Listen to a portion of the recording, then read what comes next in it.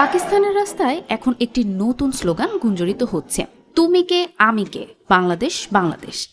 যে ভাষা একসময় পাকিস্তানের জন্য ছিল একটি ভয়ের প্রতীক, সেই ভাষাই আজকে পাকিস্তানের ছাত্র আন্দোলনের মূল প্রেরণা হয়ে উঠেছে। বাংলাদেশের সাম্প্রতিক গণ অভ্যুত্থান থেকে অনুপ্রাণিত হয়ে পাকিস্তানের শিক্ষার্থীরা এই স্লোগানকে তাদের প্রতিবাদের ভাষা হিসেবে গ্রহণ করেছে। বাংলাদেশের সাম্প্রতিক ছাত্র জনতার বিপ্লব সারা বিশ্বের মতো পাকিস্তানেও প্রবল আলোড়ন তুলেছে। বিশেষ করে পাকিস্তানের শিক্ষার্থীরা বুঝতে পেরেছে ছাত্র আন্দোলনই স্বৈরাচারের পতনের জন্য প্রধান হাতিয়ার হতে পারে।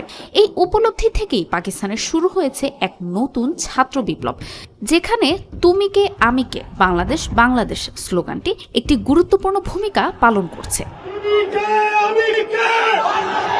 পাকিস্তানের প্রধান বিরোধী দল পিটিআই এর ছাত্র শাখা সাবেক প্রধানমন্ত্রী ইমরান খানের মুক্তির দাবিতে দেশের সংবিধান পুনরুদ্ধারের লক্ষ্যে এবং ছাত্র সংঘগুলোকে উজ্জীবিত করার লক্ষ্যে আন্দোলনের ডাক দেয়।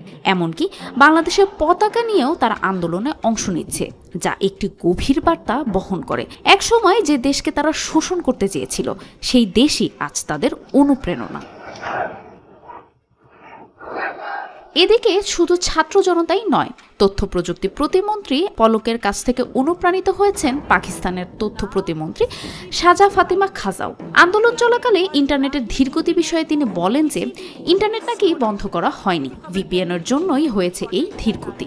जब आप VPN पे ऑपरेट करते हैं तो पूरे लाइव इंटरनेट पे एक प्रेशर पड़ता है और जनरली इंटरनेट आप স্লো ডাউন দেখতে हैं। এদিকে উত্তাল ছাত্র জনতা 30 আগস্টের মাঝে পাকিস্তানের সাবেক প্রধানমন্ত্রী ইমরান খানকে মুক্তির আলটিমেটামও দিয়েছেন। তবে এই স্লোগানটি শুধু পাকিস্তানেই সীমাবদ্ধ নেই, বরং সারা বিশ্বে ছড়িয়ে পড়েছে। একটি ভাইরাল ভিডিওতে দেখা গেছে দুইজন গায়ক তুমি কে আমি কে, রাজাকার রাজাকার, কে বলেছে স্বৈরাচার স্বৈরাচার এই স্লোগানে গান গেয়ে সামাজিক যোগাযোগ মাধ্যমে ব্যাপক সাড়া ফেলেছেন।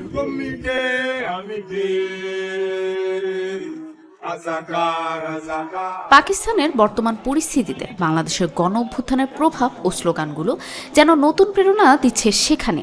এই স্লোগানটি এখন প্রতিবাদের প্রতীক, যা সারা বিশ্বে ছড়িয়ে পড়েছে। এমন এক সময়ে যখন পাকিস্তানের রাজনৈতিক অবস্থা উত্তাল, তখন এই স্লোগান তাদের আন্দোলনের মূল মন্ত্র হয়ে দাঁড়িয়েছে।